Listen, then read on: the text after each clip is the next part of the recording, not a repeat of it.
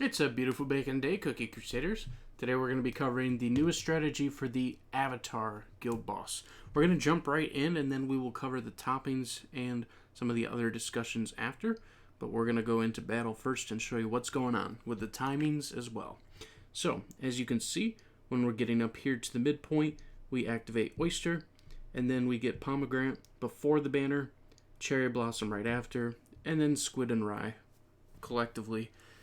The main thing is, with the cooldown, you need enough cooldown to make sure that Cherry Blossom can activate before the one-shot laser, as Cherry Blossom will be the one that's being targeted. If you can't, she will die no matter what level, no matter what damage resistance, no matter what critical resistance, she will perish from that one-shot laser. Pomegranate needs to have a high enough cooldown to be offering all the heals and all the buffs to your team. Rye Cookie needs to have enough attack power to be dealing heavy damage to the boss. Squid Ink needs enough DPS to output tentacle slaps of damage to the enemy. And Oyster needs enough cooldown to make sure you get all the soldiers. So as you can see, in that instance, we did 52 million.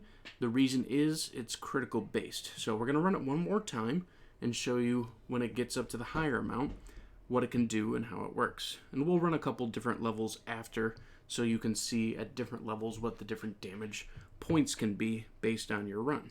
So, once again, timing, setup, and then you set up Cherry Blossom and run Squid and Rye right after. So you can run this on auto, you can run it on 1.5, because what you do is when you set up Cherry Blossom like we did, it's called a soft lock. So you quote-unquote soft lock Cherry Blossom to be the guaranteed next person to run their skill. And until they're in targeting position, they cannot run their skill. So if we did that with Pomegranate, that would happen immediately once their skill was available, because they can use their skill immediately since they do not need an enemy to target. Where Cherry Blossom needs the target for that skill to run. And then the rest of the match you can go auto. So you only have to focus on that specific timing to start, and then the rest of the match can go. So you can see this time, 54 million. And here's why. We did better crits this time. So, now let's go talk about the toppings real quick. And this is kind of where the damage can fluctuate just a little bit. But I'll explain why. So we're running the cooldowns on Pomegranate. If you can get max cooldown, great. If you can get high attack, great. If you can get damage resistance, great. That will just all carry over into the higher levels of Avatar, letting you do high damage up until about the mid-40s. If you're getting that high with your guild. With Squid Ink, you are running at least 5% plus cooldown. You want to make sure that those tentacle slaps happen enough times, and if you run less than 5% cooldown, with the way that we just did that strategy, you will not get another activation of the tentacle slaps before the time runs out, no matter what level the guild boss is, and for that reason, you're going to be missing out on about 2 to 3 million damage. So that can be a really big deal. Now, you might also see, well, we're running critical toppings. If you are early in the game and you do not have the Dark Cacao Monument, you do not have the laboratory for the critical damage boost, you're going to need to run searing toppings. So, in this instance, high critical focus, cooldown focus, some attack speed focus. Those are our three categories we care about the most. We have a little bit in attack as well. If you have to run searing, you need to run as high attack focus, and you actually need a bigger cooldown just because you're needing to activate more often. And so here's what I mean by that. With critical toppings, if you have everything maxed out, you can do more damage per second with critical toppings than you can with the attack toppings. So that does matter for that reason. The higher cooldown you can get, the better. You will have to tweak the timings just a little bit if you have perfect cooldowns on all of your cookies, but in most instances, that's going to be pretty hard to build, so I actually don't think you'll run into that issue too easily. Oyster, max that cooldown. Absolutely max it out. None of the other stats matter. Yes, those other stats can boost the attack power. You can get more attack. You can get more attack speed. You can get amplify buff. All those are going to be helpful, of course, especially damage resistance for surviving higher waves. But the cooldown being maxed is super important. I still don't even have a full 25% because it's very hard to build that. But you want those 4 soldiers. If you get those 4 soldiers, not only do they give you that 4 units to attack the tombs with, but their attack power scales with each instance of cooldown that you have. So that means you saw that like 10 to 12 million damage from Oyster on Avatar. That would not happen with a lower cooldown. If you only had 3 soldiers, you might only deal 7 to 8 million. That's mostly just because of how many soldiers are out and how high their attack scales. Now, yes, the labs do matter. I'll cover that in a minute too. Cherry Blossom, though, here's the biggest one. Whether you're running Searing or Apple Jelly, doesn't matter which one, you need an 8% and higher cooldown. 8% too is manageable and helps a little bit more, but you absolutely need a high cooldown with Cherry Blossom. If you can get 10, great. It's going to be helpful. But regardless, you need 8% higher, because if you don't, you will not be able to make it through skill rotation to get Cherry Blossom to activate, unless, and I say a big unless, you have attack speed 2. So, notice how we don't have any attack speed here. That's because we focus mostly on damage resistance and critical percentages, but we really focus on the cooldown. If you have attack speed, the animation will go faster, which means that you can supplement for the lack of the cooldown, because it will happen sooner. So, if you cannot meet the high cooldown standard, get attack speed. Preferably, get both. If you can get 15% attack speed and 10% cooldown, then all you need to do is time it perfectly, take it off auto, and time it perfectly for that first laser, and then boom, you can just run auto the rest of the time, and she's going to push out a bunch of damage. So that's an optimal way to raise your damage even higher, but it's really hard to make those toppings possible, so don't stress if you can't get that right away. And then last but not least, a third critical topping user, yes, and I'll explain that in just a moment. We are running a 6.4% cooldown, an 11.4% attack speed, a little bit of damage resistance, yes, but the main focus here is those two stats there. You want speed, you want power, and you want activations. You want Rye going as much as possible, because every time you do, and those arrows end up hitting the boss, huge damage comes out. You saw we had 17 million damage. We aren't even fully ascended at this point. We don't have all our labs maxed out. We don't have perfect min-max critical toppings on Rye. It could be even bigger by a large portion, so that's going to matter a lot. Now, why did I do critical toppings on those 3 cookies? Oyster skill specifically raises critical percentages and raises the critical damage that cookies do.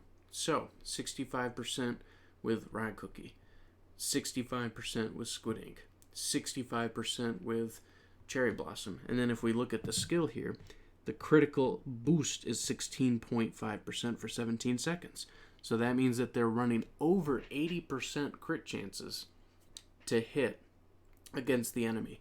And with Cherry Blossom, Rye, and Squid, all of them are using hits that target and hit multiple targets multiple times. So for that reason, we are having higher odds of hitting critical hits. Therefore, that crit damage is going to vastly apply. And that's why it's so good. So let's take it down a level. Let's go to, let's do level 12. I'm sure a lot of you guys will be at this level. I did so much talking that it said the network stable connection. So let's show you level 12. Same timings, same deal. We activate Oyster early. We get Pomegranate before the banner. Then we activate Cherry Blossom, Squid Ink, and then Rye. And as you can see right there, Cherry Blossom just got hit on 9 seconds. We might actually lose Cherry because of the timing. And we do. And see, that's a perfect example of how I messed up there. I messed up because I didn't cue Cherry Blossom's thing before the banner. I clicked it as the banner was going. I messed up there, and that's okay. That's okay. You can see how impactful it's going to make this entire run. We'll rerun the run, and I'll do it correctly the next time. But it's okay that I failed this, because it's good visuals for you to see how important that timing matters. We can't even get past that second laser round because of the timing, and we lose over 13 million damage because of it. So let's go back and do that one more time. And let's do it with the correct timing this time. So it doesn't matter what the level is. If you mess up the timing, you're going to have some issues. So let's go. This time queue up Cherry Blossom. And then send everybody else. Now this time, boom, 8 seconds. That's when she gets silenced. We're good. We will make it now as long as we click it as soon as she's ready. She's good. She teleports out of the way. We continue forward, and we keep hitting the boss. And we're going to do some awesome damage because at this point we know we can hit the speed. The attack speed of the boss is just slightly slower on the lower levels, so we're just going to get a little bit more damage output. So you can see right here, 12 seconds left and 8 seconds on Squid. So we're just 1 second away from missing another activation for Squid. So the faster the cooldown and attack speed for Squid, the more likely you will get those hits. And look at that, 55 million damage. 18 of which is from Rye, 12 million from Squid Ink. And to help explain the damage from Squid Ink specifically, if we go to our cookie and we look at the magic candy, we are running a level 12 magic candy. So at the higher points, it's only supposed to really raise the damage reduction by a little bit.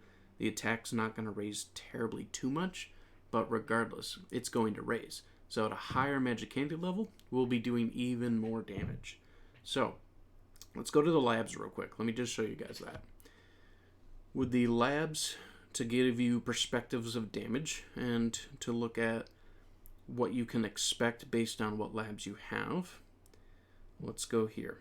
I do have the Dark Cacao Monument completely maxed out. As far as labs, since Squid Ink is a magic cookie, we almost have the attack completely maxed on magic cookies. We do have maxed on support cookies. We have them almost maxed on the first one for range cookies. And then if we go over to the attack 2, we have about another 20% for magic, 30% for ranged.